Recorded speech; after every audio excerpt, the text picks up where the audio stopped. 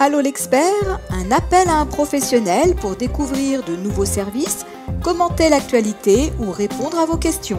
Une émission proposée par monimmeuble.com et animée par Isabelle Dahan. Bonjour, alors aujourd'hui pour cette nouvelle émission Allô à l'expert, nous avons reçu une question d'un de nos copropriétaires qui voudrait savoir ce que signifie la certification NF Habitat pour les syndics et ce que ça pourrait apporter à sa copropriété. Alors, pour répondre à cette question, nous faisons appel à Hélène Thirion, qui est responsable développement copropriété chez Cercal. Bonjour Hélène. Bonjour Isabelle. Alors, qu'est-ce qu'on peut lui dire à ce copropriétaire? Parce que c'est vrai que c'est assez récent, la certification des syndics, et cette certification est très importante. Elle apporte beaucoup de valeur ajoutée à la copropriété. Oui, effectivement, la certification a été développée en 2016 par Cercal. Et en fait, elle est là pour aider et pour superviser, on va dire, les syndics de copropriété à aller vers une démarche de qualité. Et du coup, ça aide les copropriétaires qui veulent faire certifier leur copropriété à avoir une meilleure qualité de suivi et de maîtrise des charges de la part de son syndic. En fait, il y a un référentiel de 75 exigences. Le syndic est audité tous les ans sur ces exigences-là. Et puis, il a l'obligation dans son portefeuille d'embarquer avec lui sur la certification qualité une ou plusieurs copropriétés. Et cela va l'obliger, entre guillemets, à mettre en place des process, à mettre en place des mises en concurrence, de la réactivité par rapport à des réponses qui devraient être apportées au conseil syndical, une maîtrise des charges, des indicateurs de consommation, etc. sur la copropriété qui se fait certifier avec lui.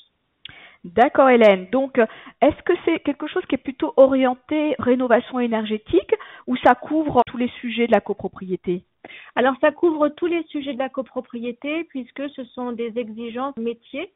Ce sont des exigences qui sont tournées vraiment vers le suivi technique et l'amélioration continue de ce suivi technique et de maîtrise des charges sur la copropriété qui s'est faite certifier.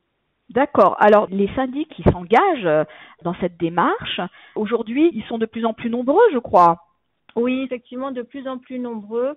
Actuellement, nous avons 22 syndics qui sont certifiés sur toute la France. Donc, nous en avons à Paris, à Nantes, à Rennes. Nous en avons également à Lyon. Nous en avons à Marseille. La toile est en train de se tisser petit à petit et nous avons aussi bien des cabinets familiaux qui ont une agence.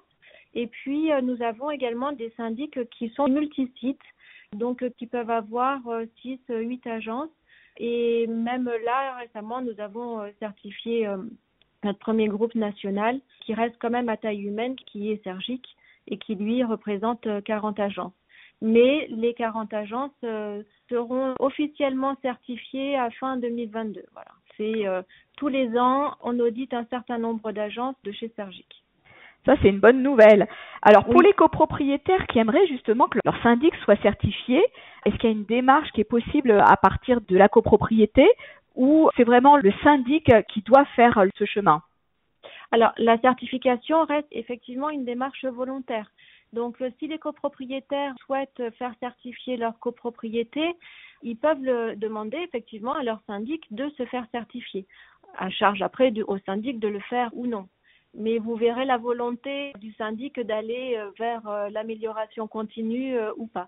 Donc, c'est lui qui, dans un premier temps, se fait auditer. Donc, comme je vous le disais, 75 exigences qui sont autant sur son organisation interne qu'après sur la qualité de service et d'information auprès de ses clients, copropriétaires, et sur le suivi technique. Et puis ensuite, le deuxième temps, c'est effectivement de faire certifier la copropriété. Et là, en fait, vous avez des minima techniques auxquels il faut répondre. La plus importante d'entre elles, c'est soit que la copropriété était construite avec la RT 2000, ou alors que la copropriété ait une étiquette DPE qui soit au niveau D. Voilà. D'accord. Alors, cet audit, ça peut prendre combien de temps? L'audit se fait sur une journée et puis vous avez en même temps la visite de la copropriété. D'accord. Donc, il faut pouvoir remplir ce dossier et Oui. ça peut prendre peut-être un peu plus de temps, j'imagine. Oui, parce que le syndic, bien souvent, il a des process, mais ils ne sont pas forcément écrits. Et nous, on va l'obliger, entre guillemets, à les écrire, ces process, justement pour aller vers l'amélioration continue suite à des dysfonctionnements. Il peut se passer plein de choses dans une journée d'un syndic et nous, ce qu'on souhaite, c'est qu'ils répondent à toutes les questions et toutes les demandes de ces copropriétaires de copropriété certifiée. Donc pour ça, il faut mettre en place des process. Et même si lui, il a tout dans la tête, eh ben nous, on va lui demander de tout écrire pour qu'après, ses collaborateurs, ses gestionnaires de copropriété fonctionnent également avec une organisation qui soit toujours optimisée. Et tous les ans, le syndic se fait auditer. Et c'est vraiment ce qu'on prône, c'est l'amélioration continue. Donc ça tire les cabinets de syndic vers le haut et ça leur permet d'avoir une meilleure organisation, des meilleures réponses aux attentes des copropriétaires. Et au niveau des copropriétés, on voit le bénéfice. Qu'est-ce que ça apporte en termes d'amélioration pour les immeubles ? Déjà, vous avez l'auditeur qui vient une fois tous les 3 ans sur la copropriété. Donc, il va visiter l'ensemble de la copropriété. Il va regarder si effectivement ce que le syndic lui a dit en agence est bien respecté sur la copropriété, notamment sur tout ce qui concerne les contrats d'entretien, que ce soit de la chaufferie, des ascenseurs, des extincteurs, si tout ça est bien à jour. Donc, on peut générer des économies d'énergie, des économies de charge ? Oui. Des économies de charges puisque la mise en concurrence, elle est obligatoire. Donc nous, elle fait partie d'une exigence. Donc c'est minimum tous les 5 ans. Alors après, le syndic, bien sûr, s'il veut le faire plus souvent, il le fait plus souvent.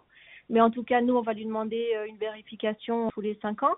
La maîtrise des charges avec la mise en place d'indicateurs, que ce soit sur la consommation de fluide, mais on va lui demander également des bilans. Et ces bilans-là, ils vont porter sur les prestations qui ont été réalisées avec les intervenants qui sont sous contrat. Et puis des bilans des dépenses de la copropriété calculées en euros par mètre carré par an ou en tantièmes par mètre carré par an. Une renégociation, donc ça je vous l'ai dit, tous les 5 ans. Et puis le syndic met aussi en place à titre professionnel un bilan annuel sur l'enregistrement, le suivi et le traitement de ces réclamations. On va lui demander également de mettre en place des livrets d'accueil pour les nouveaux copropriétaires. On va lui demander aussi de faire des enquêtes de satisfaction auprès du conseil syndical, justement pour voir un peu ce qui pêche et ce qui pourrait améliorer. D'accord. Alors, le syndic va délivrer un certain nombre d'informations peut-être complémentaires aux copropriétaires. Est-ce que ça passe par l'extranet du syndic ou est-ce que vous avez mis en place une plateforme spécifique avec ces informations ? Alors, en fait, tous ces bilans-là doivent être communiqués aux copropriétaires via l'Assemblée générale. D'accord. Donc nous, on va demander, l'auditeur, quand il va auditer le syndic, va lui demander des modes de preuve. Et ces modes de preuve, ça va être généralement le PV d'AG. Ça peut être pour la renégociation des contrats, ça va être un mail qu'il aura fait avec le conseil syndical sur les différentes entreprises qui sont sous contrat.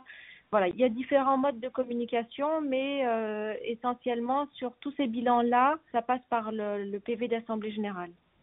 Donc là, c'est du concret. Donc les actions, elles sont mises au vote, elles sont présentées. Elles sont présentées, pas mises au vote. Alors, la certification en elle-même, effectivement, est mise au vote. Oui. L'Assemblée générale doit voter si oui ou non elle veut rentrer dans la certification. Après, tous les bilans, c'est de l'information qui est donnée par le syndic via un compte-rendu annuel de gestion, par exemple. D'accord. Donc, il peut y avoir des préconisations, des propositions. Oui. Suite à ces audits. D'accord.